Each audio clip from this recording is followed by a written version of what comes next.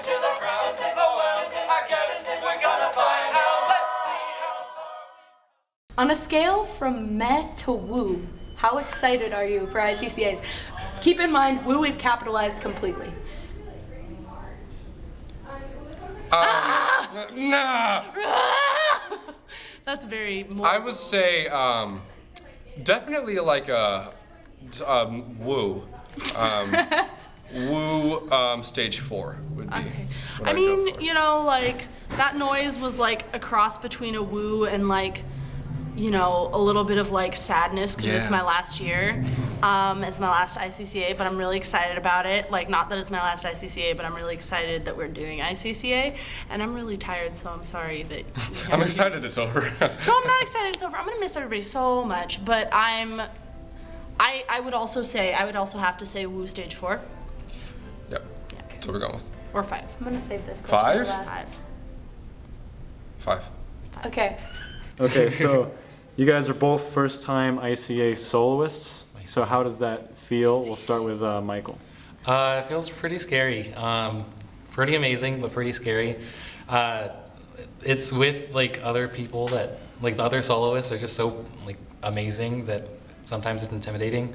But like at the same time, the past couple of weeks, I've felt a lot more confident about it. And now I love to perform, so it's just kind of exciting to get closer and closer to like that big moment when I can like finally perform that song for someone, for everyone. I'm terrified. This is my first solo I ever got in the group, period. Not just like first solo in like a while, but first solo ever for me in Amplified. And the fact that it's an ICCA solo is, first of all, very, very exciting, but also super nerve-wracking. I really like to perform, so being out there and being like able to perform for an audience is gonna be really fun. But as Michael said, it is intimidating with such great people who are on the other solos, and I'm just really excited and can't wait. What is your favorite amplified arrangement of the set? I would say probably How Far We've Come. Honestly, I think that it's the song that brings out the most emotion in me. I think that The Kill is a very emotional song, and it's really, really beautiful. And Icarus has that very good emotion to it too. But I think How Far We've Come is a very good ending to a really long story that brings out a lot of good out of a very kind of sad set in a sense. And I think that's why I like it the most, because it brings a happiness to it all. I feel like my favorite arrangement is The Kill, and I think, like, okay, it's not my favorite because I'm the soloist. I'm the soloist because it's my favorite. Like, that was the one that I, like, worked so hard to try and get because that was my favorite arrangement from the whole set. And I really, really wanted it, and so I was just like, yeah, I'm gonna practice really hard for this. But How Far We've Come actually has like my favorite vocal moment in the whole thing, which is at the very end where everybody goes, ah, and I'm like, the sopranos, ooh, and that's not even my part. And you guys have no idea what I'm talking about, but come and see us. Come and see it and you'll on understand. Sunday for our preview, or at ICCA's, which is on the 4th in Phoenix, and you will know exactly what I'm talking about. It's a part where the sopranos go, ah. Got it? So what is your favorite amplified arrangement of the set? Mine? Yeah, well, they're all yours, but what's your favorite? All of them are mine. What's your favorite child? It's definitely The Kill. No hesitation. Okay, sorry. The time I've spent like arranging that, I came up with that idea a while ago, and before I even had this idea for a set, and then I started putting it down on paper, and it's so meticulously like arranged. Like every single note I like looked at over and over and over again. People find it frustrating because anytime we like offer to like change something, I'm always so against it because it's my baby. It's something that like I've spent so many hours on that I can't, unless I know that it's gonna be better, I can't like compromise on it. That being said, it's become like such an amazing, powerful song. I almost cry every single time we perform it. Chelsea puts so much emotion into it, and everyone seems to connect to it, and so it's, I don't know, like my pinnacle of music, I feel. I don't know what my favorite song for the set is. You wrote this question. I know. I think I'd go with How Far We've Come because I just like every time I'm in that song, I just feel so uplifted and so like pulled to this level of happiness that I don't get to very often. And like Michael, he brings so much to it. Like he says that Chelsea brings a lot of emotion. He brings me to like the brink of just like, I can't stop smiling when he sings this song. So and it's just like, I feel like it's the climax of the entire set. And it's where I personally feel like I bring the most emotion. So I really love that about it. Describe how you're approaching each of your solos, both musically and emotionally. Musically, it's a pretty good song for my voice part, and it's really good in my range. And it's more of a confidence thing, I think, musically, to be able to sing it and just portray what I think is the message of it. Emotionally, the song is sort of it's a painful time in someone's life, I think, that they have to, that they're in the middle of, really, and there's not really a clear end in sight, or there's not really a clear understanding of, will this get better, will this get worse? You're kind of just in the blank space, and it's very uncertain, and it's pretty scary, I think, but that's kind of what I want to portray the most in it. There's actually kind of like a story to this. So before I was an amplified, not only was I a soprano, which I am not now, I'm an alto, but I was a soprano for 12 years, and I was also known for my power ballads. And then when I got into amplified, and the first solo I ever got was Misery Business, and that's the first solo I was known for. So from there on, for the next 3 years, I was usually cast into fast, powerful, energetic solos. But I think that this being, not to get sappy or anything, but this being my last solo in amplified, really, it's sort of full circle for me that I've now come back to sort of being known for power ballads, which just makes me really happy. Emotionally, it's a really sad song, and I pull from past experiences of having dealt with just anxiety and panic disorder, and a lot of people do know that about me, but I feel like it's not super well known information, but there it is. So I pull sort of from that, and it's the idea behind the kill is it's when you're at your lowest and you feel like you can't carry on, and then you have to make the choice of if you're going to carry on or you're not. And so that's sort of what I pull from in that. And actually today, it's been a rough week. Today, we were running through the set, singing the kill, and I actually started crying during it, and I feel like that kind of revamped everybody's emotion for it, that I was just I wasn't even really singing, I was just sort of snotting down into my shirt, and everyone was just I'm inspired. But so yeah, it's just the ride of the set is what you were describing with sort of getting to the point of doing all of that, and then the kill is that low point, and then how far we've come is just sort of this beautiful opening of whatever you want to hey, say. the world's burning to the ground, but oh well. I need a waiter with some water for my daughter, so my daughter doesn't die of thirst. I need a waiter with some water. I need a waiter with some water. I need a waiter with some water for my daughter. I need a waiter with some water for my daughter. I need a waiter with some water for my daughter. So super piano. I need a waiter with some water.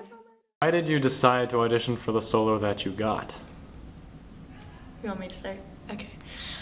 I decided to audition for Car Radio specifically because the song and its meaning and everything that it talks about resonates so well with me. If music was not in my life, I do not know what I would do. It's my epicenter for emotion. So whenever I'm sad, music is there. Whenever I'm upset, mad, music is there. When I'm happy, music is there. It really reads to exactly if my life didn't have music in it, it would be a wreck. So, and I think that's what Car Radio is all about. So that's why I auditioned. I think I auditioned. I didn't think I was gonna audition when I started making the set. Like I arranged all 3 of the songs, so I could have like easily arranged it for my voice. I didn't really have that plan going in. In fact, going in, if I auditioned for any song, if I wanted any song on a solo, I wanted Icarus. But even that was just kind of like, I'm sure someone will crush it better. But the more I listened to the arrangement and just kind of worked on it, the more I realized that how far we've come kind of like resonated with me in a way that like other songs haven't. And so I started practicing it and I started realizing that it's a challenge, it's a very hard song, but it's like a perfect fit for me and I just had to do whatever I could to like get it. So Chelsea, this one's for you. Okay. Having had an ICCA solo before, what advice would you give to all the other soloists who are new to being ICCA soloists? I'd say just like avoid people who cough, just drink a lot of water, get a lot of sleep. You and Michael, I'm looking at you. Hey. You know, don't go out a lot. Also, don't be like, oh my God, I'm the soloist, so like, I'm putting so much pressure on myself because I'm the soloist. No, like, you got this. Don't do that. Don't psych yourself out like that. Okay. Because you're amazing. You're amazing. Jordan, this question's for you. Okay. So you're new to the group. How does it feel to be chosen for an ICCA solo as your first year in the group? I think it's honestly amazing. It's really humbling. It's really to be able to work with all of you guys. Like, you guys are all so talented and such beautiful people that I feel like the connection is just raw and it's amazing. Having a solo and being able to perform with you guys and perform a song that I find so much joy in singing, and you guys giving me that opportunity to do so, it's amazing, and I really, really appreciate it. And I will do right by all of you Amplifams out there, and I will win. We will win. Don't put that in.